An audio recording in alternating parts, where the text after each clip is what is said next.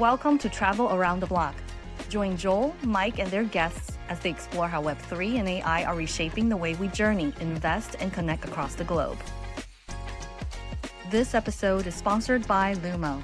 Powered by AI, Lumo makes it possible for travelers and travel managers to predict, avoid, and manage flight disruptions. All right, welcome back to Travel Around the Block. This week, Joe and I were super excited to be talking with Pablo Castillo. So Pablo has been in the travel industry for well over 2 decades. He's led transformative projects with travel groups to now being the CEO and CTO of Chain for Travel. Him and his team, they brought the first layer 1 blockchain Web3 infrastructure for the global travel industry called Camino Networks. Has an extensive background in travel, so we're super excited to be talking to him about that as well. And then also learn more about what Chain for Travel is doing, what Camino Network is all about. So Pablo, welcome to the show. Thank you very much, Mike. Hi, Joel. It's a pleasure being here. Thanks for having me. Great to have you here. Yeah, we're going to have a lot of fun, Pablo. So before we get into Chain for Travel, I'd love to know a little bit about your background. Specifically, I mean, I've known you for a bit, but I've never had a chance to kind of dig in and ask you these type of questions. So I'm kind of excited about that. So right off the bat, how did you, what made you get into travel? How did you get into travel? It's a fun story because I didn't want to go to university. I always wanted to go into the travel industry because I'm Spanish, but born and bred here in Switzerland. So I speak several languages and I always was interested in travel in other cultures. So I said, okay, instead of going for university, I will go into travel industry. At that point in time, I didn't know what the average salary is in the travel industry, but it's more a vocation, you could say. So I started actually selling trips. That was my first job for a tour operator. So classical B2B retail travel agency would phone us. We still would have AS400 systems, which still would use telex and fax. Oh my goodness, you're dating yourself now. Yeah. So it's but the less fun part of that story is that still a lot of companies work like that today. So 25 years later. So true. No, and then actually by coincidence, I ended up in the IT department and then internet came along. And I started doing everything around e-commerce, apps, websites, working with Google, SEM, SEO. And we will come most probably later to that, but I see a lot of those patterns repeating right now, what's happening with Web3, blockchain, and AI. And yeah, at the end of my travel career, I was group CIO of Hoteplan, so responsible for everything IT related and project related within the Hoteplan group. So from the mouse, from the workspace to data centers to project management, software development, and so on. And that was actually the first time I got a little bit into touch with blockchain. In 2016, there was this protocol called Winding Tree. You guys must probably know about that. Right. Which caught our attention because those guys, on the one hand side, my part of my job was to check out novel technology and decide for our group, is it friend or foe? And blockchain suddenly was there. Never heard of blockchain before that. So I read a little bit about it and I didn't get it. But what caught my attention is what they said, okay, this is all about disintermediation. We don't need the middleman. And we, tour operator being a middleman, we said, okay, I need to better understand those guys. So those guys flew in, had a nice chat with them. And honestly, I felt like my father most probably when I tried to explain him the internet. I didn't get it. I mean, 2 young guys, half my age, talking about tokens, ICOs, how cool this technology is. And in my head was always, yeah, but how cool technology? I mean, you're talking 3 seconds, 3 transactions per second and a finality of 40 minutes. So I only saw timeouts in the system landscape of travel. I said, this is not going to work. But it intrigued me. And after that meeting, I grabbed one guy from IT and told him, hey, listen, explain me what Bitcoin is and explain me what blockchain is, how that works. He came back after a week completely fascinated and said, Pablo, you should buy Bitcoin. I did at that point in time, still one of those decisions I regret in my life, but okay, never look back. And yeah, so I always followed a little bit the thing about blockchain and how that is going into development. Then I left the company and actually my 2 co-founders phoned me up during a trip and said, hey, Pablo, we have this idea to build a blockchain for the travel industry. Sent me into the concept and yeah, here I am 3 years later. We've built the blockchain for the travel industry. I really want to dig into that because we hear a lot about, startups that is building more probably from a B2C perspective, applications and so forth. But you guys are actually doing an infrastructure level build that's going to be supporting both like travel suppliers, but also startups and travelers as well. So I'll love to dig in and I'm sure we will. But I find it super interesting that maybe from what I heard, and correct me if I'm wrong, but you kind of looked at it when you first heard about, blockchain Web3 at the position that you were in, you were kind of thinking, is this going to be disrupting or is this going to affect us? Like, is there a risk here? Is that why Yeah, you wanted to yeah, learn more about absolutely. it? Absolutely, because and I think also today, if I talk, because as you rightly said, we are focused on B2B. On the one hand side, because we believe that mass adoption will come through B2B. Ideally, the clients out there, the travelers will not even notice what kind of database at the end is behind the solution, just should be the best fitting technology. And I think the whole Web3 space at the beginning was very segregated when it comes to terms. What is an NFT, wallets, quite complex, very, very technical. And that scared a lot of people away. And for me, it was like, okay, I just saw this young company telling us we are going to get obsolete. There will be new ways of interacting with travelers and value at the end of the day. And maybe it's not yet there, but we definitely need to focus on. And I think that is something every company should be doing, watching and monitoring out there. Okay, what's new, what's coming. Not everybody has the same resources, of course. Not everybody has a research department or can hire McKinsey of this world. But from time Yes. to time, reading, educating itself is definitely something which is advisable, because our industry usually, it takes long to catch up. I mean, if you are a startup, you usually build on a green field, which is great. If you are a 80 years old company, you have 80 years of legacy thinking on the one hand side and legacy systems on the other hand side. And you need to break through both, right? And funny enough, here is a motivational factor. So a lot of people are now turning, I mean, you see them, for instance, stablecoins, right, which is a very hot topic at the moment in our network. They are basically now, there's a little stampede of companies out there, not in the travel industry, not only in the travel industry, but outside. You see Visa, MasterCard, BlackRock, all these big institutions suddenly on a weekly basis announcing new blockchains, new kind of payment tokens, new kind of stable coins are popping up like mushrooms everywhere. So I think that's typical as well for new technology. At the beginning, there's like a little drag and suddenly there's an acceleration. And that's what I also feel with Web3 in travel at the moment, that it's picking up momentum and people are getting it on the one hand side, use case wise. What's the benefit of that? Because there are now companies showing off their KPIs, their measurements and learnings. And on the other hand side, there's also a little bit more of adoption when it comes to institutional partners, because that's also something which often is underestimated by startups. They have a great idea, but they go to market, right? I mean, if you have to convince 8 billion persons on this planet, that's kind of hard. If you can reach an agreement with SAP, ING, Amazon, or Google, suddenly you get to their client base very, very fast with your new product, service, or idea, whatever it will be. So that was why we were more focused as well on the B2B, to just accelerate adoption and then hopefully to get to the client over B2B2C. And also in our network, we have B2C use cases, but they are, I would say, 10-20% of the 100% which are active right now. Yeah, yeah. Let's get into that a little bit more because obviously, when you talk about in the past, when you first looked into blockchain, the technology, and then with the travel hat on, you see, okay, there's a few potential use cases. For example, the one that you mentioned was like, okay, no need for like potentially intermediaries, right? Mhm. And then has your thought about value proposition use case in blockchain application to travel shifted or changed beyond just that? Yes, absolutely. I mean, it's always that once you enter the rabbit hole, you start discovering. And for us, it was also a discovery process, honestly. 3 years back, we maybe saw 15 to 20 different applications from, okay, let's create NFTs or bookings, which are tokens, tradable. Then we saw, okay, you can also use the blockchain for timestamps and communication of data, Oracle services providing data, so this single source of truth. So a lot of the stuff which actually you find in every explanation what the blockchain does was actually also applicable for the travel sector. We also opted for blockchain because we saw that it's the only technology which you can do a transaction in the same microsecond as well, a value transfer. So it's inherent. It's a feature of the Yeah. blockchain itself.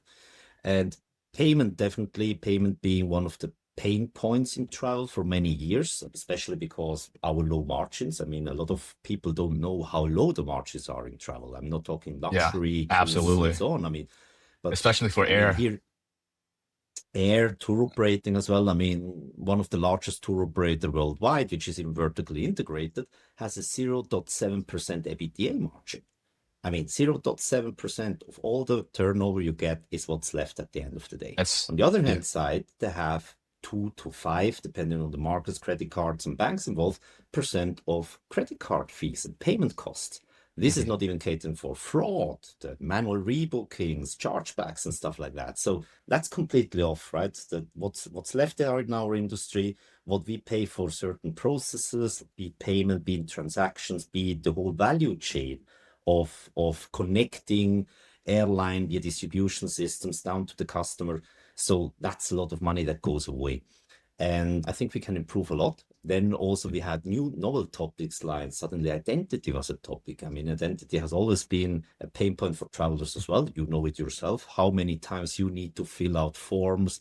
You give it to booking.com at the airport again, back and forth at the check-in desk again. Would it not be nice if you could have a portable identity and everybody would always know who you are and you're just recognized?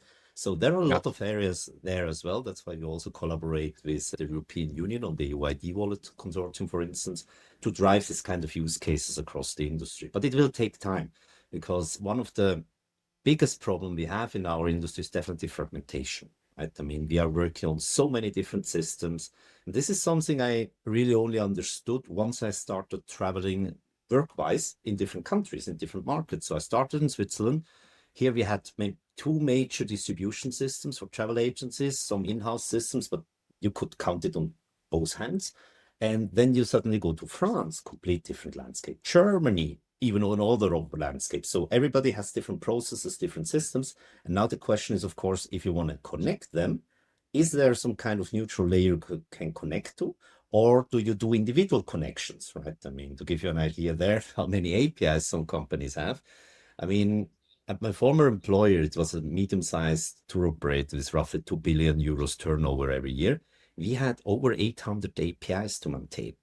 So an average API in travel takes you 20, 30 days to build and test. And then every second year, you need to maintain it, update it, and so on. And this is accelerating, actually. So that's a lot of manpower which goes in. I had an IT department of almost 150 people worldwide, and half of them were actually busy maintaining what we had. Imagine that cost-wise. Half of your IT resources are there just to maintain the legacy you have instead of building new stuff, instead of building new projects or working on processes, right? And that's, of course, extreme. We try to change that. But still, this reality is you today in travel, either you connect to one aggregator and he then takes a cut, or you connect directly, which then means you have to maintain the direction yourself. So that's definitely something where we also saw that a network, like a decentralized network, could add some benefit for data sharing, for booking, for basically passing on passenger data, payments end to end, and everything is transparent, registered, and most important as well, it cannot be changed by individual parties, right? So it's also the trust factor, because that's also something in our industry sometimes we do not trust each other, especially new players who enter a new relationship. And here you have a technology which also brings a certain amount of trust with it, because, for instance, a transaction can only happen if it's paid, right? So Right, you right. need The whole confidence running behind the money. trustless Exactly. concept of blockchain, right? First of all, I'm super glad that you elaborated to that extent, because one of the things I really wanted to ask you about is where the travel industry's, tech infrastructure is at right now. What you feel is kind of broken, and where a blockchain technology can, solve these pain points. And sometimes they don't even realize, when I say them, I mean the travel industry. They don't really realize like it's a pain point. It's just, standard operating. This is the way the things has been based on the technology that's been there. They don't necessarily realize like, hey, there's this new, blockchain technology with all these other that's available to be built on it. So I guess if you have, let's say, a travel executive, either in hospitality or in aviation, say to you like, well, everything works great. Why do I need a Camino Network layer one blockchain? Why do I need to participate? Like, what would be your response to that? Ideally, we already know a little bit the pain point of that specific company, because what we found out, and that was maybe also a hint to all startups listening here, if you only talk about the technology, that you will not get business buy-in. I mean, you may have find one or two executive who is excited about new technology or has pressure from the board to bring new innovation, right? That's what's happening now with AI in a lot of companies, that the board asks the management meeting, hey guys, what do we do on AI? And nobody knows a thing. And suddenly AI projects start to pop up within the company. And that's the reality how it is. And so what you should do is always try to find the pain points of the company and talk about the benefits, right? So in the airline industry, definitely one of the pain points is payment, but also actually reconciliation and distribution, right? I mean, especially in the airline industry, we have now a situation. We used to have 3, 4 major GDSs. Now there's 1, 2 still available. One is doing very well. The other one is not doing very well because he has to pay a lot of capital interest at the moment. So there is the risk, and a lot of airline players see that these oligopoles becomes monopoles, right? And they are afraid of that. That's also why 15 years back they started this initiative called NDC, New Distribution Capability, because they were not very happy with the way it was going, and it limited the product they could sell. I mean, e-commerce, one has to also recognize, e-commerce has given airlines and a lot of tour operators and travel business in general suddenly an own shop window, right? In old days, you were basically dependent on whatever distribution system you were using, so they could only provide this service and so. Suddenly, you have a world where customers are used to a lot of fancy thing, upgrade services and so on, and you can provide that, but not through your traditional distribution system. So a lot of e-commerce websites or e-commerce shops or apps are ahead of what they can do in the travel agencies. But still, most of the volume comes through travel agencies and TMCs, so they need to cater for those distribution channels as well. And that's why this definitely, knowing this kind of how the industry works, what are the pain points, definitely helps. The other thing is also wording and education. I mean, as I mentioned, sometimes, especially in the blockchain Web3 area, we created funny names. NFT. What is an NFT? Everybody knows what an NFT is because he sees a monkey picture, right? Ape pictures. Wonderful. But what can it do? And what Yes, the does famous NFT monkey, exactly. exactly? What does an NFT actually stand for? NFT stands for non-fungible token. So I'm not an English native speaker. I don't have a clue what a fungible token is. So you're explaining me what something is by telling me what it's not. Okay, I'm not very bright right now. So we should actually also find easier words for certain things, right? And you see actually that the whole Web3 area it's exciting on the one hand side because there was a lot of fuss about crypto, but that also sometimes didn't help if you talk to companies because they are afraid. I mean, the process of thinking in a lot of heads, you literally could see it in their eyes. The moment you said blockchain, somebody in the group, be it the CFO, the compliance officer, whatever, would say, oh, wait, blockchain, that's crypto, that's scam, right? Or the finance guy would say, oh, blockchain, or you have an old token, or we cannot handle that because the legal framework in my country is not there yet. So I'm not legally allowed to own a token. So how should I operate the validator? How should I pay for transactions? And so Yeah. on and so on. But Yeah. as the league gone. No, I was just gonna make a comment, Pablo, because based on what you're saying, I feel like, having been in the Web3 space or the crypto space for quite a few years, I feel like the win is on our backs now more because in the US, the regulation obviously is getting in place. We have some compliance and framework around that with not just the stablecoin and then the infrastructure build that's happening. But at the same time, if you talk about an industry that was really more or less kind of skeptical or even against or fighting crypto or Web3 Yeah. or traditional finance, right? Remember back in the days when like Jamie Dimon from JP Morgan, and when I say back in the days, I'm talking about a year ago, where he basically was like, it's a fraud, it's a scam. If any of my employee sells never it, I'm going to fly. fire them, et cetera, et cetera. And then now they announce we're going to go ahead and allow our clients to use the coin as collateral. We're going to adopt it. You have all the major banks in the US that's looking for ways to adopt. Obviously, stablecoin, as you talked about, is a major adoption point because they see the benefit from it. You know, the speed, cross-border transactions, and the almost no cost associated to it, and so forth. So for me, I love the fact that we're seeing adoption in various industries, and I hope that is going to help the travel executives see, okay, like, hey, this isn't really kind of a niche scam type of thing anymore. There's validation, it's coming.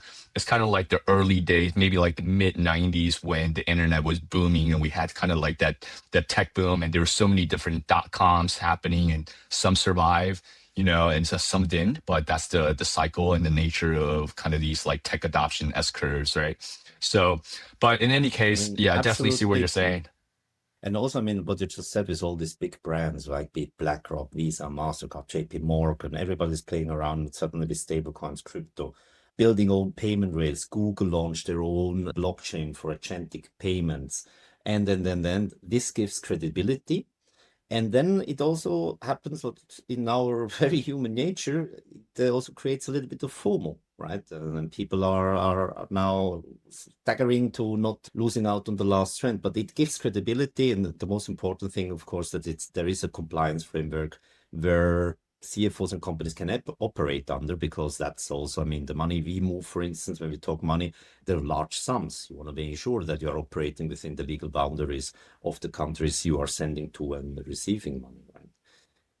Well, Pablo, we're really honored that you're here in our little coffee shop. I mean, it's not every day that we speak to somebody who literally whose firm created the first layer one blockchain for the travel industry. And so I guess I want to kind of almost belabor that point for the audience's benefit, just to realize that somebody on earth had to lay that foundation of first ever blockchain specifically for our industry. And our guest today is the driving force behind that. So very, very honored to have you here. And I guess if we could maybe just almost in a sense rewind a little bit and almost in a sense slow it down for maybe people who are maybe less familiar with the world that you represent. I wonder if you could tell us a little bit the story of how did it come to be that you created the first ever layer one blockchain for travel? Like what insights percolated over a period of time? What dots did you have to connect to make that happen for you? Because you know, it's rather amazing. Like it's like having one of the Wright brothers in our studio. So here you are, a major pioneer, and I would just love to peel back the curtain a little bit on So, Yeah. how you did that. Yeah, so and maybe first of all, Pablo, thanks if for you the, it, yeah, and maybe if I could just add for anyone that doesn't really get the terminology that we're using, like if you could very easily explain like what is a layer one blockchain? sure. So first of all, Joel, thanks for the flowers, but actually I have to hand that over to the pioneers in travel who really started building way before us. So there are many companies who started building on different blockchains, on Ethereum, Algorand, and so on. We were just, I think, the first one who saw that this will cause problems down the road, right? I mean, everybody embraces Web3, it's great, but again, there's too much choice. So as of today, there are roughly 6,000 blockchains out there, what we call layer one blockchains. So these are really fundamental blockchains, and most of them are actually a copy of the mother blockchain Ethereum, right? So there have been also new developments, other blockchains using other kind of technology, cryptographic processing, which then slightly diverted, but most of the blockchains are EVM, that's virtual machine compatible, and that's a little bit the standard or the common denominator. But then, okay, now we were in the situation, travel Web3, we see that some companies building on different ones. Now you make a fast forward 10, 20 years ago, and we believe travel and blockchain will be a thing.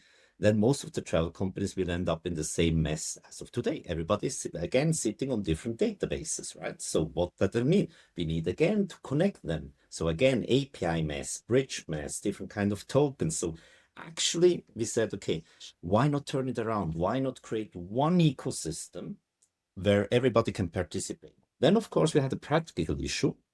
That, okay, how do we motivate people to join an ecosystem? Because we are in an industry of frenemies, right? Friends, sometimes we collaborate, but actually we are also competitors. So we call them frenemies. So we said, okay, one way to do that, we do it open source. That's why we set up as well a Camino Network Foundation, which protects actually that. Because also in the past, there have been, of course, a lot of good IT initiatives. Think Google with Don't Be Evil, right? Where was built for the greater good. Okay, but then at some point in time, something happened, somebody bought it, or some board member changed and said, okay, we want to monetize that. And then you have locked in customers. So to give customers or potential partners also a little bit the benefit of saying, hey, you will not feel that again.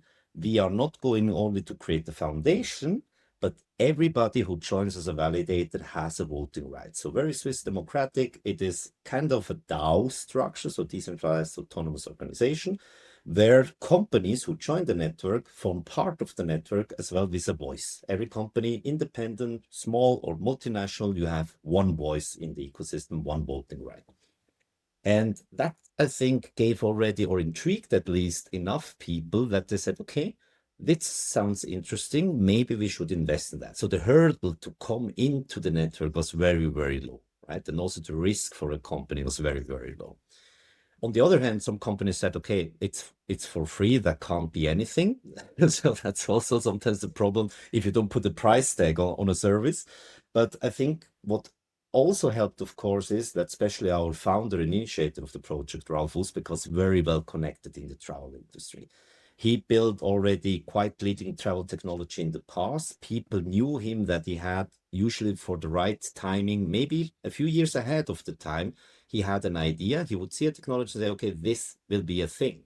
So a lot of people, I think, believed in the team as well, so in the vision. And that created enough momentum to actually motivate a lot of tour operators to join us first space, right? So actually, most of the bigger travel companies in Europe are in there, all at different stages again, because also you always have to respect a little bit also the cycles that companies are in. Some are getting bought, others are being fighting some kind of other challenges. Most of them came out of Corona when we started, so they were fighting for business. So that was not the top priority. And also the legal framework was not there, like with Mika now. So I think that was definitely something we learned a lot. So try to be as accessible as possible and try then to explain it. What we struggled definitely at the beginning is that people get the benefits of the technology, because we had our PowerPoint sessions, we had our slides where we said this and this will be better, but we had no proof, right? And you know how it is. So you need to have some proof and projects. And now suddenly, after 3 years, you have companies presenting their findings, their KPIs, big renewed companies in the travel industry, and that gives more gravity to the whole thing, and definitely more backing to the whole enterprise.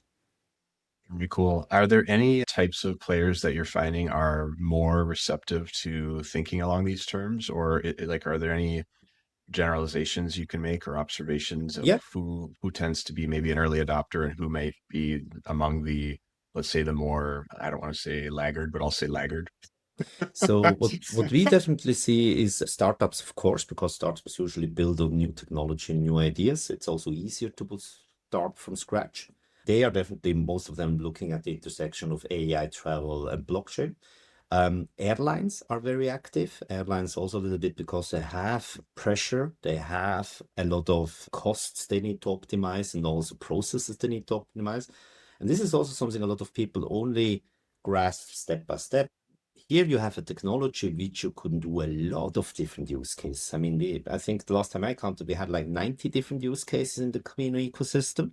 So really from sustainability down to insurance, down to only timestamps for airport operations, a broad spectrum. Usually in our travel industry, you would have like at least 20 different tools to cover that broadness. So that's also some kind of cost savings, right? But again, here, don't overcomplicate things. Start easy with a use case that brings direct low-hanging fruit, maybe, and then take it from there by showing the potential of what else can be done.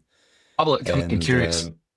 Is there a real world use case with a real with a supplier or a travel company that you guys are working that you can actually talk about? Like, for example, like some of the things that you mentioned, like either if it's like sustainability side of things or remittance payments or and so forth. Is there anything that you can share in terms of yeah, like what are absolutely. like one really good You example? So one of the recent examples, which I liked very much at our conference in October, was actually Visit Qatar. Visit Qatar has now created a new visitor app for every tourist going to Qatar, because they had the challenge that different challenges, but one of the challenge was that their systems were very fragmented and customers had to buy in different shops, museum tickets, public transportation tickets, and so on. That was one challenge. Then the other challenge was that through this fragmentation, they could not measure and incentivize customers along the whole customer journey, right? And the third challenge was a little bit that 90% of visitors of Qatar, they all go to Doha. And they said, hey, we are a beautiful country. We have so many heritage sites. How do we bring customers there? How do we guide them there? So what they created is actually a new visitor app. It's a digital passport, so to say. The base of it is just a digital wallet. It's a smart contract. So it's an account, so to say. And all the booking systems got connected. And now whenever you buy something, you have your tickets in one. Imagine a Google wallet embedded in a thing. But the cool thing is actually that they created now a loyalty scheme where by doing certain actions or by visiting certain places, you get points, right? And humans love points. So you get incentivized. And these incentives you can turn into some perks, right? Free entrance ticket, upgrades, you name it. And the cool thing for the destination office is actually that they can measure now everything. They can create new ways of incentivizing. They can embed their local ecosystem, right? And this is also something where I think blockchain technology has a lot of potential in travel is in the ecosystem. We have another very nice ecosystem project from Tenerife. It's called Bogovi. And they even have a sustainability aspect to that. So they provide like a booking engine, Web2 experience. Doesn't look very, very, very difficult. But what they do is with every booking, and then those are vetted suppliers, you can find there, you do, a portion of the turnover goes into a smart contract. And then actually, also depending on how much turnover you do, you can also use it for incentivization, visitor guiding. They even use IoT, so they have Bluetooth devices hidden along the route or in restaurants. The moment you enter, it's automatically checked in. You get some points by being there, right? And these points then allow you also to spend on voting. And what they do is actually they have a list of different conservation projects they would like to support. And again, coming back to that pot where part of the money is put in, you as a token owner are then allowed actually to vote with those. And then the project which the most votes gets the funds for their conservation project. And everything is traced on blockchain, very transparent. So those are two ecosystem apps I liked very much in our last presentation. On the payment side, for instance, we have MTS. MTS is one of the largest destination management companies worldwide. They operate in 66 countries. And they had the issue that they have to pay money because they receive money in Switzerland from the international organization, they have to transmit it to their local entities, so in 66 countries, Turkey, Egypt, and so on. I mean, depending where you are, you can work with SEPA, with IBAN transfers in a certain bank network. It usually is there the next day, right? The moment you go outside of Europe, now speaking from a Swiss perspective, then usually it takes 2 for 1 week till get there. And it incurs, of course, cross-border costs plus FX costs because you need to change the currency. Both of them most probably not variable. So what they do is actually they said, okay, we have actual local entities everywhere. We only need to send money from A to B. Why can't we use the blockchain for that? And that's what they did. So they put all the bookings hashed, secured on the blockchain and attach now a stablecoin payment to that. And they use Monerium for that so that the IT, or better said, the finance department doesn't even need to handle wallets. The finance department from their SAP or whatever in-house finance system they use, they just send to another IBAN address the money. There it gets tokenized in stablecoins. It's transacted, sent to the destination. And they even presented the KPIs to that. And the KPIs were amazing because they said that we had 0% failure rate, which is seldomly in international payment transfers. Often something is rejected or something. Money was transferred within 4 seconds. So that 4 seconds later, the money was at the destination. This is very important, especially as well if you have people under a destination working for you, right? I mean, companies, you could still say, okay, 10 days later, it's acceptable. But if you have to pay salaries, that is very important. And they had a 95% workload reduction in their finance department because they still used a lot of Excel and stuff like that at near zero cost. The cost per transaction was 0.001 euro. per transaction internationally, right? And this is, of course, massive if you do that. And if you then suddenly have billions of turnovers, you can send money through that. That's a lot of savings. I mean, in one of my other podcasts, once also dared to say, public listed companies could easily double their EBITDA when they would go full into stablecoin payments. Imagine what that would make to the bonuses for the board members, what that would make to the share prices if you can, without selling one trip more, just double your EBITDA. Yeah, absolutely. I mean, talk about like the operational efficiency examples and the cost savings that Pablo shares, like awesome. And one of the things I really love about it as well is when you talk about like these technologies and you kind of hide them from the user, right? So like for example, the Qatar Visitor Bureau, where based on what you're saying, I'm kind of gathering like the users don't even really know they have kind of like a crypto wallet, right? It No, is like, yes, there's it's a really crypto under the wallet, hood. got a smart con, Yeah. right? Just like back in the day when we were using, internet and email. I keep saying back in the day, we started using internet and email, but back when we first started, nobody questioned, not that I recall, like what's HTTP, what's TCP/IP, what's FTP, etc. Like the whole technology behind it, like it just works. It's kind of like magic, Yeah, right? So yeah, I love that example exactly. you gave, Pablo. So thanks. Sorry, Joe, go ahead. Yeah. No, that's great, Mike. And likewise, I thought those examples were fantastic. And I think if that didn't stimulate the audience's imagination a little bit to how might we apply some of this to what we do, I'd be surprised. So very, very cool. Pablo, I know you guys recently launched a new product called Camino Messenger, and I was curious if you could share a little bit more about what that is and why that's needed. And I'll speak on behalf of the audience who may not have heard of Camino Messenger. So maybe just feel free to give us kind of a quick intro to that, if you don't mind. You may notice in the examples I gave, most of them are not around booking and distribution, right? So as mentioned, I mean, a lot of new use cases have been built now on Camino. There are more for those interested in the audience. They also can go to our YouTube channel on Unchained for Travel. You will see all the recordings of all the events we had with a lot of speakers. It's not us speaking, it's companies speaking, so trust them.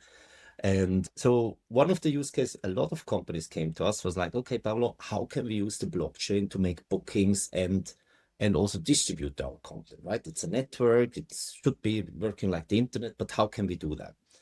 So we sat down with them and then we came to the conclusion actually that we have several challenges with today's blockchain technology. Remember when Joe told you the story how I got into blockchain, Ethereum at that point in time was able to do 3 transactions per second in parallel, right? Today we are at several thousand transactions. Now, several thousand transactions per second is not enough for the travel industry as of today. At the international search volume, be it GDSs, hotels combined, because that's also one of the positive aspects of blockchain. It is agnostic, so we have to take into account the whole search volume, not only for flights or hotels. And that's massive. So the blockchain is not the right place to do all those searches. Or as well, our industry does funny things, right? We have edge pricing, continuous pricing, we have yield management stuff. One of the characteristics of blockchain usually is the immutability. So putting a lot of volatile data on the blockchain does not always make sense, except you have an oracle and you want to update that. But it's changing so fast sometimes, and it's transparent. So also a lot of companies don't want to publish their rates on a transparent way because they also have different rates, right? Different markets rates, partner Yeah, rates, the net rates. opaque rates. Exactly. Exactly. So there is a lot to be hidden. And we said, okay, one, for scalability, we need a new layer. It should be somehow encrypted. And how do we make it more future-proof and easier as today? I mean, as today, one of the big challenges in travel and travel companies communicate with each other, either use an aggregator in the middle who standardizes the communication, then you can connect once and you can connect to many partners, but he takes a cut.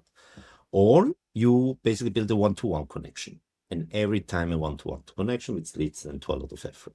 We said, why is it so complicated? Because every API is different. We don't have any standards. So the only standards I saw in 25 years of travel technology is more or less the IATA code, so the airport code, NYC. That's a standard in most of the systems. The rest, pretty free float. And the worst APIs are those who have similar fields and different functions, right? So how when you don't know the difference, that can lead to a lot of problems. So we said, why not build something like a WhatsApp or a Telegram, right? Where we have two company addresses. WhatsApp phone works with phone numbers. We said, okay, if we really believe in digital payments, digital IDs, let's build it our own wallets. So what differentiates the messenger from a lot of communication booking protocols out there is we have built a system where actually smart contracts or wallets talk to each other.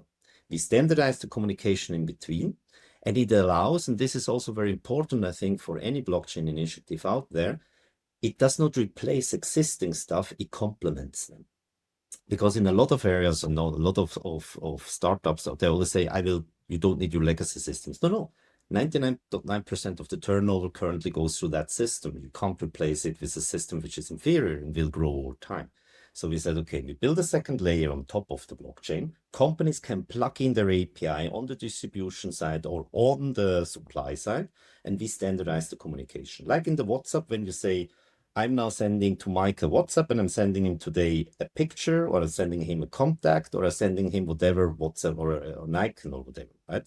So it's always the same communication protocol, but maybe different message types. And that's what we've built into that by saying, okay, we can communicate between companies. Sometimes I want to have a flight, then I communicate with my flight partners. Sometimes I can communicate with a car rental company and so on. It's a new product we launched earlier this year. Now growing adoption. We have a few companies now implementing it. And the cool thing is what we also found out by accident. I told you the basic is a wallet. We KYC everybody or KYB everybody as a know your business. So everybody is vetted. So there are no actors in the system you don't know. And then basically every company can create a profile about itself saying, hey, I'm Pablo. I'm Spanish DMC. I provide transfer, hotel, and accommodation services. And you are maybe a tour operator from the US. You're looking for transfer accommodation services in Spain, and the system does the match. The good thing is, coming back to the trust, as we are based on blockchain technology, you can not only make the booking, but you can also pay through that. And actually, you could leave as well the whole paper trail companies do for contracting each other to make sure what are the payment terms. You can put that all on the blockchain. So suddenly, you have here a contracting circle digitalized, and the technology takes over the trust that everybody gets paid, because if you don't have enough money in the wallet, you cannot make the transaction. Right? So that's a little bit the ideas we had with the messenger. Funny enough, last year, AI came out, right? And what we realized by accident, because we always said this layer needs to be agnostic. So it's really wallet to wallet, and whatever front end wants to talk with that, it can be used the messenger. So it's standardized, it's easy.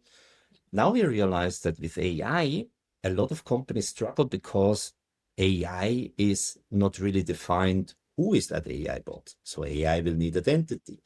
A lot of use cases around AI are powerful today already, but the real powerfulness is if they really can do transactions. You're sitting in a flight, your AI bot, your personal AI assistant notices, or that from your company or TMC notices, oh, that guy is still on air, his connection flight will be missed, I rebook the flight or an airport hotel. For that transaction, you need funds. You could use virtual credit cards, but then they're again back at the high payment costs and problems that incur with that. Or you can use a digital wallet, which has some funds, and then basically transact on your behalf. Also, AI agents will maybe at some point in time even need to pay for transactions. Because something we saw as well, and there's a lot of ongoing research around that, the amount of requests in our industry is bound to double and triplicate every year from now on. Right? And nobody actually talks about the infrastructure costs that brings. So what happens if suddenly GDSs have double infrastructure costs because they need to serve double the amount of requests, right? So usually what happens, they pay it along the value chain. So everybody has to pay for that. And you mentioned make HTTPS, and it's actually funny that an old concept from HTTPS is also now used for AI, because in HTTPS 404. Yeah. Not the 404, but I think it's 402. 402. And Okay, yeah. which is because 404 is error not page not found. That's but right. That will happen if you don't have funds. Right. And 402 is basically really the ability, and I marveled actually at the vision those engineers back in the time had, we are talking 25 years back, that they already said, maybe if I want to request something, somebody needs to pay me, right? Right. And Right. this kind of, let's say, coin-operated agents will definitely also be something we will see in future a lot. And that boils them down again. Okay, how can AI and blockchain coexist? And the central piece will be a digital wallet which holds identity and funds. Yeah, that's super interesting because like when I started learning and kind of digging into the 402, I mean, obviously I think Coinbase resurrected this and everybody's kind of caught on to it. Like, wow, as you say, the engineers back then kind of foresaw like, hey, there's no transaction protocol, payment protocol, Yeah. if you will, like an internet payment protocol for electronic payment that really existed. So they kind of had that protocol in place. Now we're like, hey, this could be used for AI, agentic transactions via the crypto rail. So that's like super interesting and something that I think is going to really help facilitate kind of the adoption of like that almost sits in the intersection of like AI and Web3 in a way, right? So Yeah, and absolutely. and then actually Joe and I earlier before we started recording, we were kind of talking about because as of today, recording Friday, November 7th is the first day where the Trump administration, when it comes to the Department of Transportation, has slashed aviation travel by 10% because of the government shutdown. And there's not Yeah. enough, Air traffic controllers controllers, and etc., TSA and so forth, right? And can you imagine how crazy it is at the aviation industry, like at the airlines and the airports and so forth, yeah. with flight changes and cancellations, and then the downstream effect of that, where people have to rebook or get a refund and so forth. So not just the cost, the revenue loss, but also the added cost because they have to process all of this.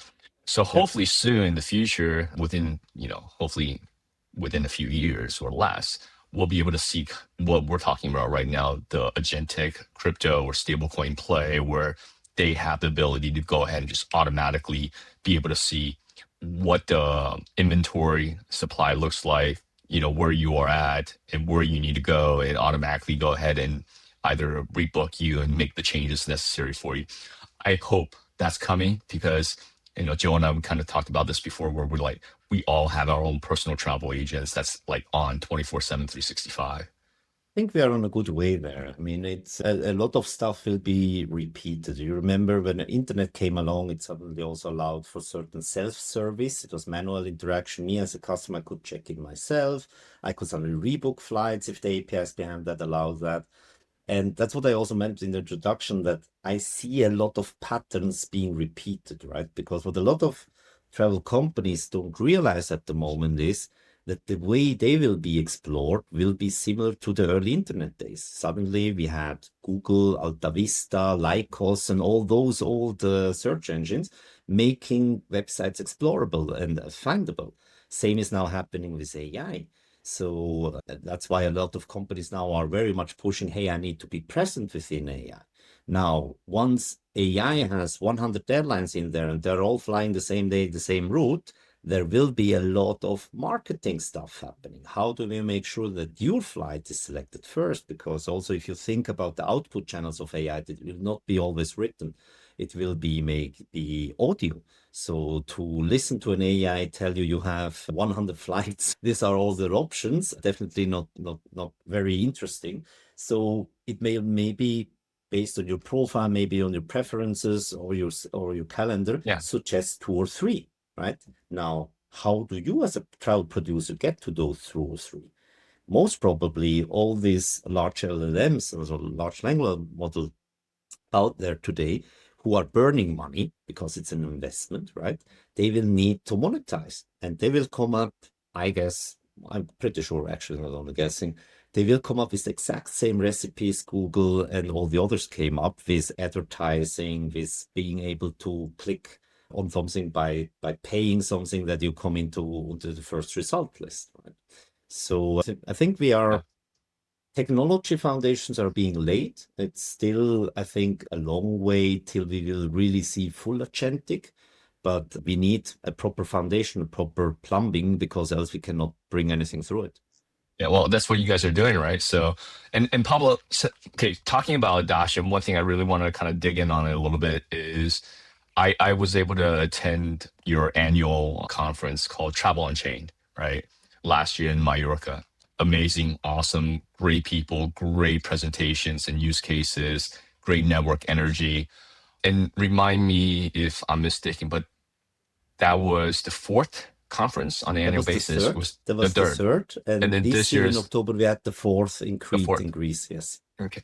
So earlier we talked about, chain for travel. We talked about the technology. We talked about some of the pain points and use cases and the value proposition on adoption of, blockchain technology for, travel suppliers, even startups, and kind of want to dig into a little bit more about that as well. And the products that you have and Camino Messenger.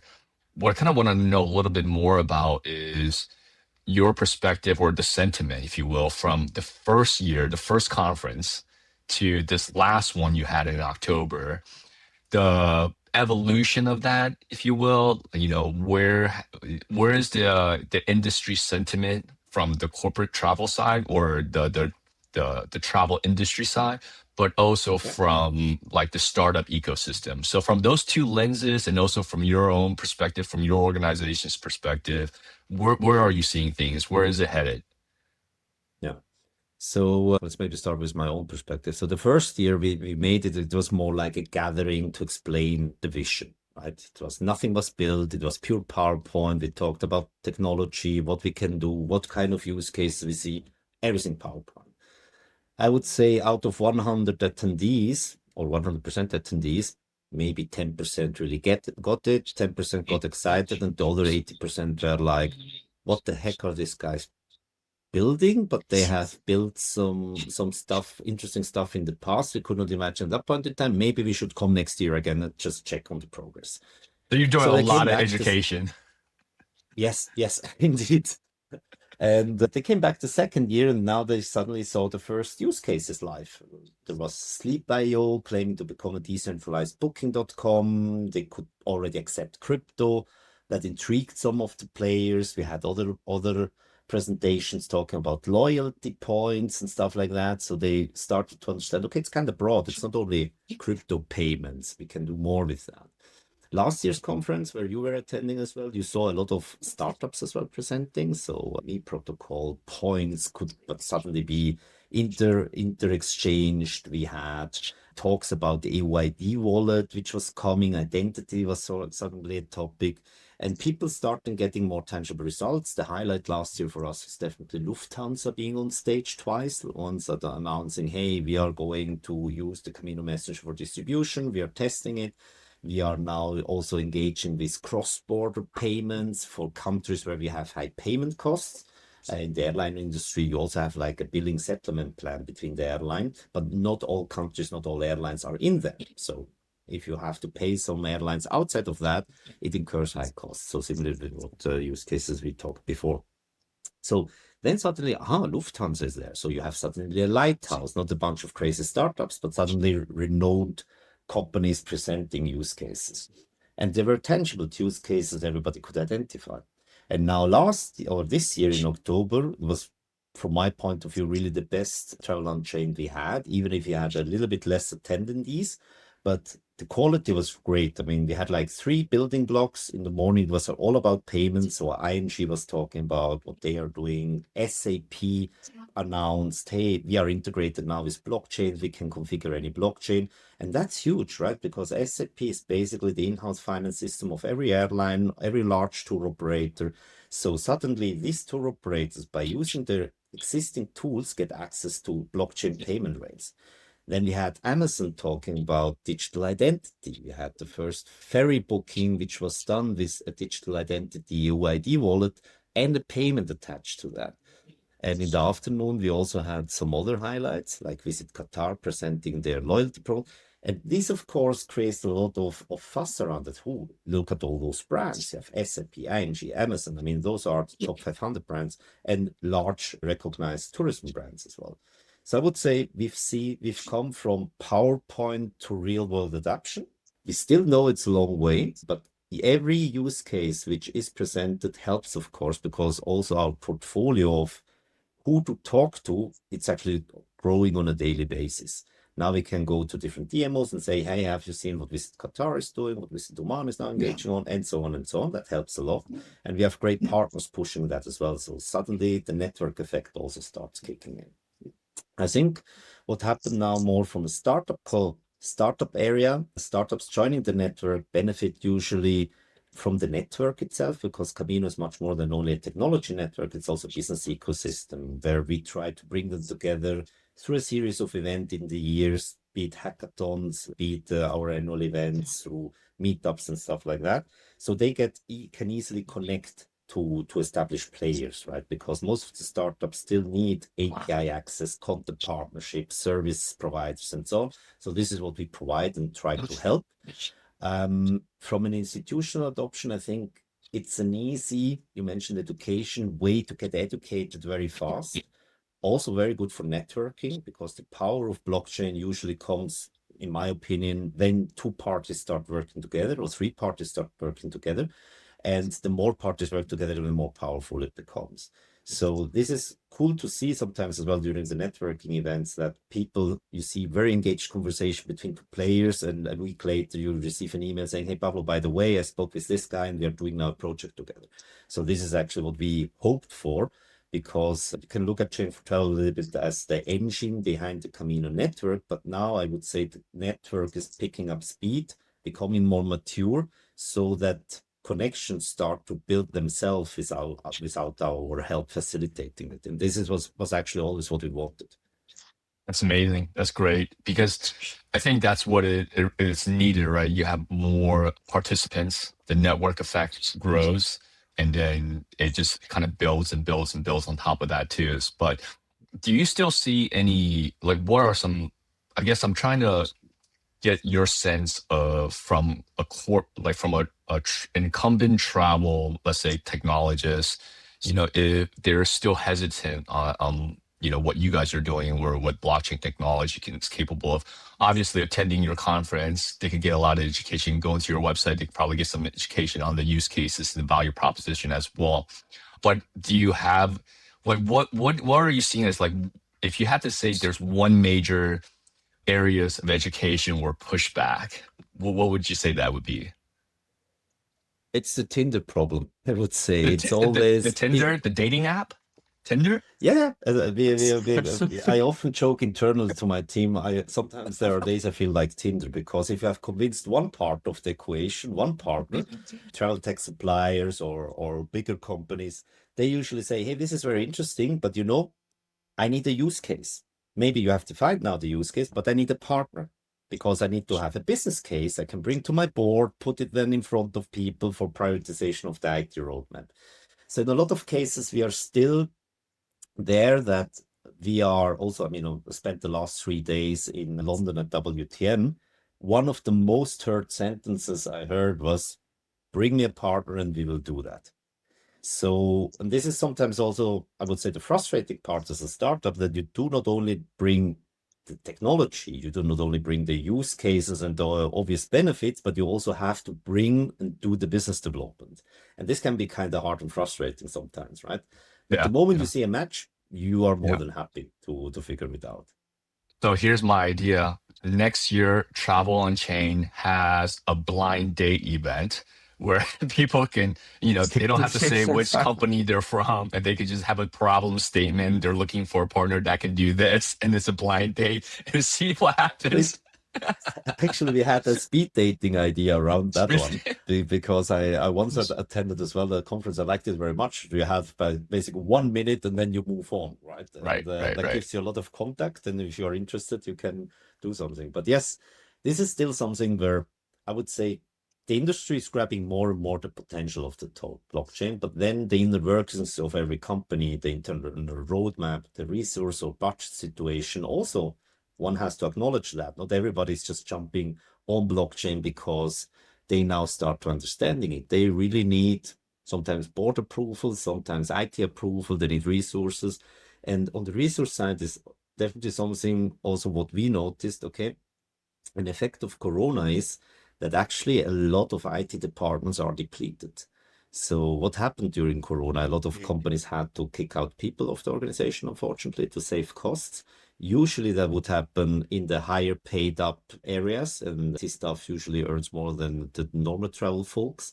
So that's why there was a lot of cuts. Or the guys would go by themselves by saying, hey, I can switch into another industry because it's not so hard hit like travel, because travel basically was not allowed, not going anywhere for 2 years. And this led to the situation that today a lot of travel companies do not have enough internal resources and not people with Web3 knowledge. You mostly find one or two devs who maybe through private projects or crypto investments, they have some kind of interest in the technology.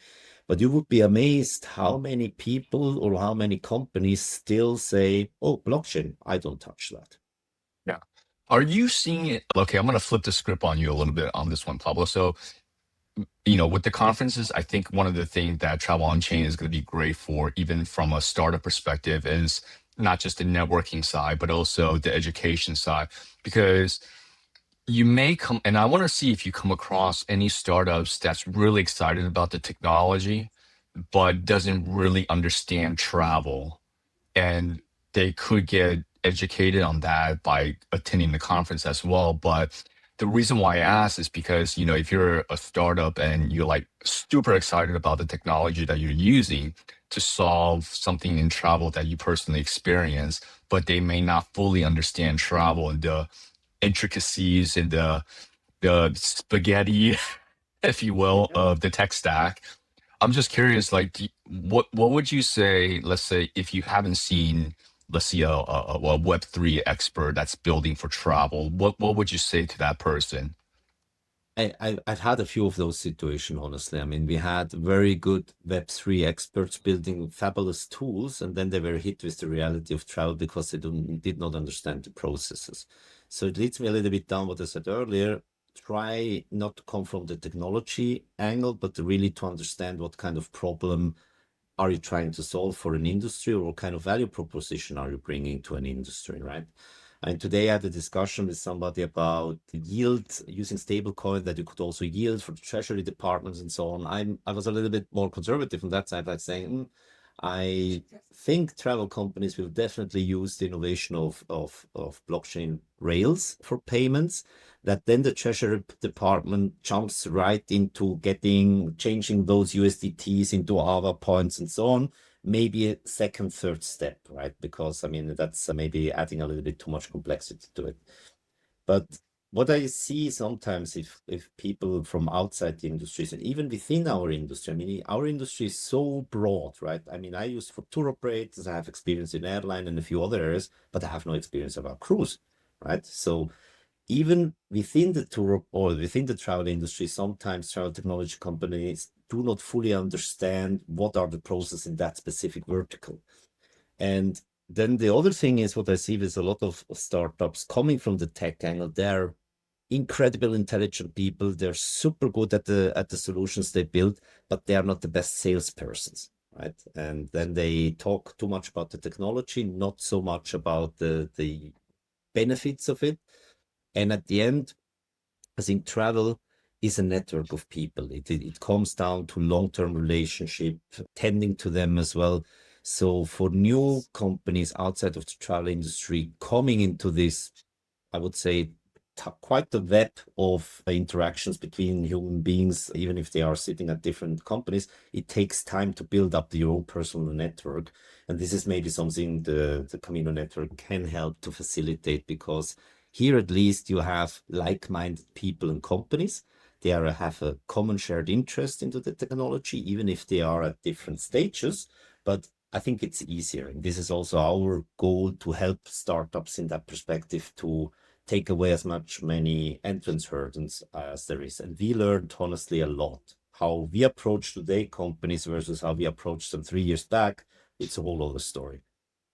That's great advice, Pablo. And it's interesting just thinking about what you just said. It's easy to think so much in terms of technology, but ultimately the people making decisions are people. And it's interesting that the word network, this is just a stray thought for what it's worth, but the word network is quite a technical word, and it's also a deeply human word. And maybe there's a need for people to kind of find that center where where even if it's a chat about technology, the people angle is never lost, because you're absolutely right. It's like it is a network of people who are ultimately going to adopt or not adopt whatever the matter might be.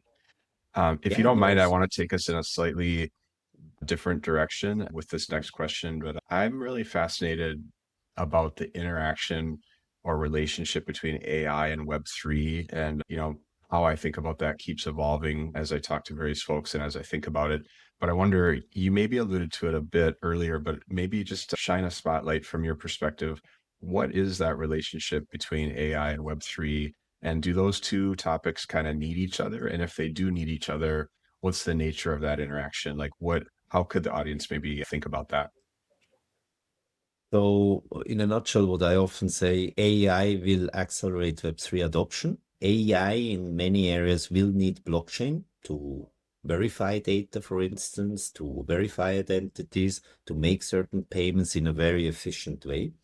For me, AI and blockchain goes hand in hand, because what especially in agentic commerce a lot of people need, it's like this trust layer that can transfer not only information but also value, and it should be verified, right? I mean, there is a very big risk today that whatever AI tells you is not 100% accurate because it hallucinates or it was based on wrong information. I mean, one recent statistic which I would not say shock, but a surprise to me, that number one AI content source for most of the LLMs is Reddit.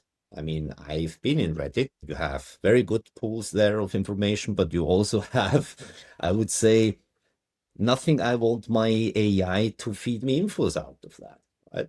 And AI, unfortunately, is not yet at the point that they are able to always differentiate verified information and accurate informations. And the problem I see with AI, if the data we provide to them is not verified and accurate, then it will take actions. And that's the big difference to search engines today. When I, as a human being, go online, look something up, I have a little bit my experience, which websites to click on and which not.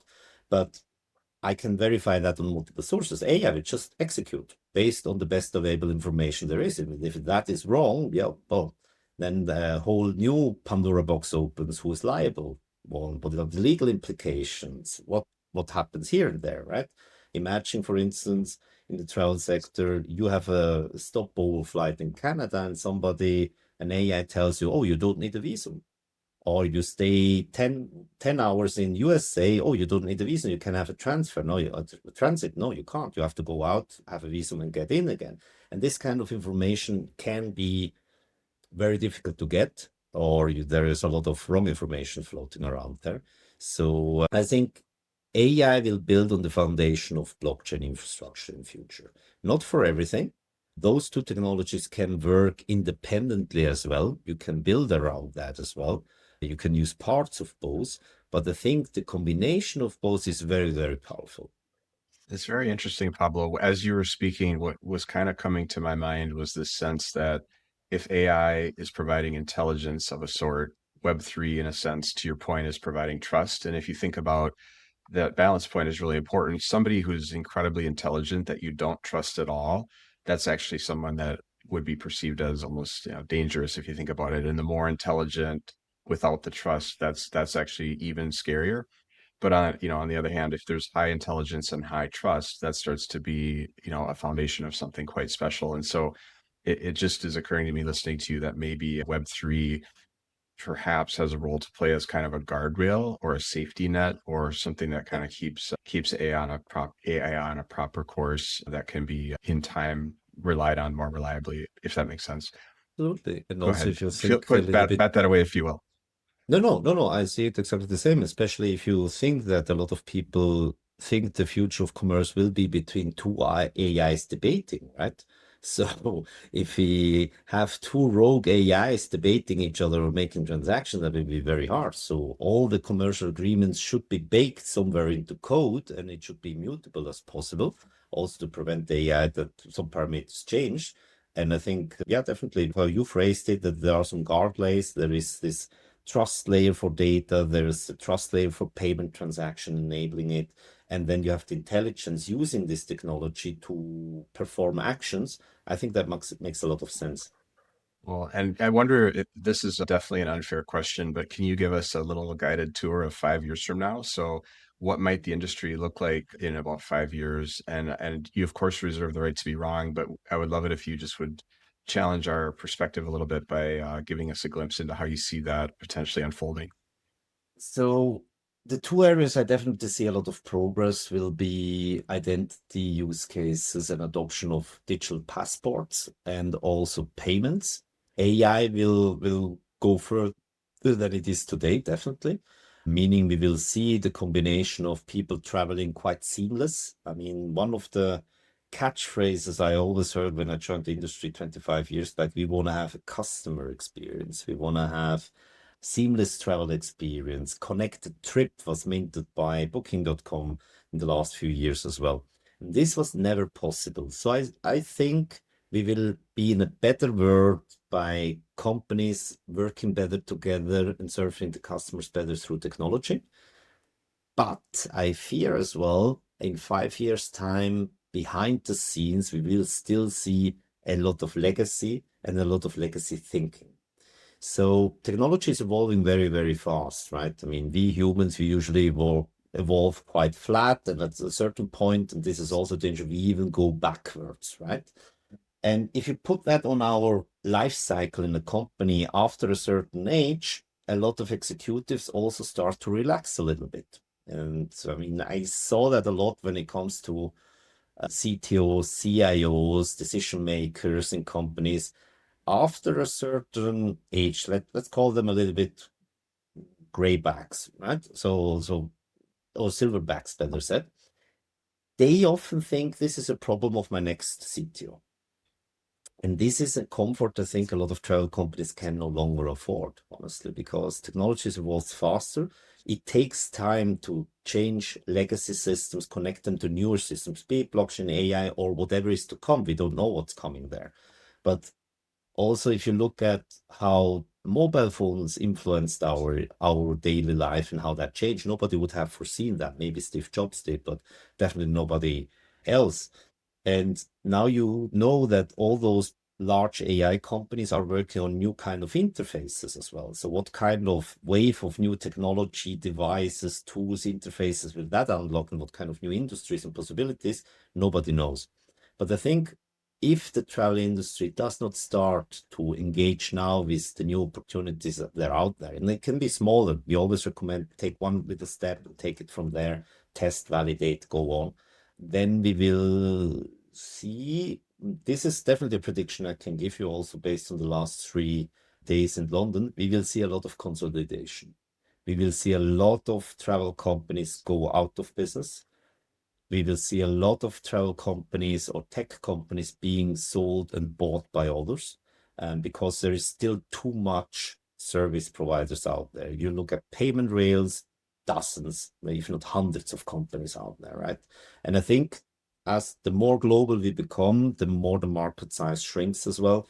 I think we will see a lot of consolidation, but also on the bright side, a lot of advantages by implementing technology, which today is still deemed a little bit early. Quick question for you, Pablo, outside of travel, because you sit in the intersection of obviously travel, Web3, but let's say if we take the Web3 lane in itself, is there a, a protocol, a startup, a company that you are really, really excited about? Because after you tell me yours, I'm going to share one of mine, because some of the things that you talked about earlier reminded me of this company I met when I was at Consensus in Toronto. So first of all, anything that you're seeing, that is super exciting on your side? A few, it would be unfair to mention only one, honestly. I I'm not mentioned trying to already a get you few. to show a token or anything like that.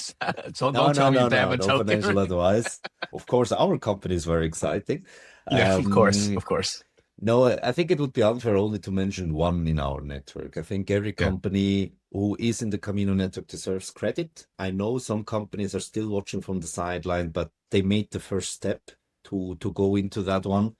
And what excites me about what we are building is that we can get in touch really from startups. You know how exciting and energy giving that can be, Mike. You've had similar roles down to small, medium-sized enterprises, institution, association. So it's very, very broad. And the problems repeat themselves across the board, right? So what we try to do is really to bring those ideas and building energy into an ecosystem, where we think we have built a good foundation. It needs as well improvement over the years because nothing ever stops and it's just set in stone. But yeah, I would say kudos to every builder in the Camino network, every startup who dares, despite the harsh reality of startup founders, to build a startup by themselves. And yeah, so over to you, Mike, to listen to your startups Yeah. so you can connect me to those and they bring them to No, Camino. I think any startup in travel right now should look at Camino in terms of like maybe not on their near term right away roadmap because they need to focus on what they're working on, building on, but to know that there is this next generation infrastructure rail that's coming or that's here and that's available and it's growing, right? And they kind of have to look at because in the same lens, it's like 2.5 years ago, winter of was it 22? Where right before ChatGPT was announced, we're looking at all these different startups and they're not really, saying anything about AI, right? And then literally 2 months later, ChatGPT comes out, everybody's talking about it, and literally every other single, maybe more than more than that, pitch decks are revised to incorporate. Okay, we can use AI. They're basically do kind of like tapping into ChatGPT and so forth, right? But the same thing I've kind of seen. I think they need to see that that's going to happen when it comes to like Web3 and all the different capabilities. If you talk about like smart contracts or NFTs, so the one that I'm really excited about that I'm keeping my eyes on because we talk about intersection of travel and Web3, but we also just now talked about the intersection of Web3 and AI. And the one that I think we should really keep an eye on is it's called Zero G Labs. So if we talk about NFT, NFT, but there's also different variation of NFT, right? There's INFT, there's DNFT. So like I for intelligent NFT, D for dynamic NFT. And I think Zero G Lab, I think it was like their ERC 7857. They came out with INFT, where it's kind of like AI agents enabled by blockchain that allows everything from like decentralized ownership to, secure, data transfer and so forth. It's really, really interesting. So that's one that I'm really excited about because it sits at the intersection of like AI and blockchain kind of enables smarter AI, trustless agents, and so that's yeah. You heard of them? Yeah, I heard about them recently even, and I had not the time to dig deeper, but they sounded interesting. So thanks for the heads up there. I mean, what also the harsh reality of a lot of AI and this AI startup you just mentioned seems to find its niche very well, but a lot of AI startups who are competing with the large LLMs, with every upgrade of the LLMs, usually 50% of the pure AI startups just get obsolete, right? So that happened with the big step from ChatGPT 3 to ChatGPT 4, where basically, Altman erased 50% of the AI startups worldwide. So really have a look at your niche by combining two technologies. Definitely that's a complete other value proposition than only being on one turf. And yeah, definitely going to look up that startup and learn more from them. Yeah, hopefully next time I talk to them, I'll talk about you guys as well. So maybe they can have like they have a whole infrastructure and a big network that they're building on also. But in any case, Pablo, I know you're short on time, so thank you so much for sharing your time with us today. But before we end this podcast, want to kind of give you the opportunity because I know you talk about this in Travel Unchained in October. Hopefully, people can find you guys. You have the Chain for Travel website. You guys have a YouTube channel and so forth. But because I know you did this in Mallorca last year where you guys have like big announcements, product releases and partnerships. And obviously we can watch the YouTube recording that you guys did as well. But any like top 3 things that you want to share, any, new partnership announcements, products and so forth? So on the partnership side, actually, we mentioned most of the companies like ING, SAP, Amazon, Visit Qatar. So that we are very, very proud of that our ecosystem is growing with international renewed brand. On the product side, will now in November release most probably 2 new products. You're the first guys to hear about that. One is the bridge. So Camino is becoming interoperable. So far, it was actually an island in the sea of 6,000 blockchains out there. So we have partnerships with other blockchains we will announce recently. And also we are working actually on AUID wallet together with one of our partners. So we will release as well for the ecosystem partners a wallet which they can use and actually use without having to develop them themselves. So in general, I think it's well worth reading about Camino. You can find it on Camino Network. You can find, as I said, on our YouTube channel. YouTube channels, I think it's very entertaining because we had really good presenters and also very broad areas where you can present. And you can also have a look at my presentation about the dark side of AI, where a lot of the topics are brought up today during the conversation, like, hey, we will need identity, we will need to pay for infrastructure. How do we deal with that? I tried to put that together and educate a little bit. Yeah. So thank to you guys, Yeah. Mick and Joel, very much for giving me the opportunity to educate even further. It was really fun. I liked the format very much. And hopefully if there is any questions or any follow-ups, also with any kind of partners in our network, let me know. Happy to connect. Fantastic. Definitely. Absolutely. And then one thing I think is super worth noting is that I know you guys have good traction in MEA and Europe, Middle East, and so forth, but obviously APAC as well and Americas also. So I anybody that kind of looks at the partnerships and the traction, some of the contents that you guys put out and some of the example and so forth, hopefully we'll see more of that from an APAC and America's perspective as well. But it's been awesome, Pablo. Thank you so much. Thank you, guys. Pablo, thank you so much. Absolute pleasure. Appreciate it. It was fun. Thank you. Well, yeah, absolutely. And then I'm sure we'll do another one next year. We'll keep tracking Chain for Travel for sure. So thanks so much, Pablo. Have a great one. Cheers. You too. Bye-bye. Thanks for joining Joel and Mike for another episode of Travel Around the Block. If you have any questions or topics you would like to see discussed on the show, or if you'd like to be considered as a potential guest or sponsor, please reach out to us at hello@travelaroundtheblock.com. And of course, please don't forget to like and subscribe. Wishing you a wonderful day wherever you are around the block.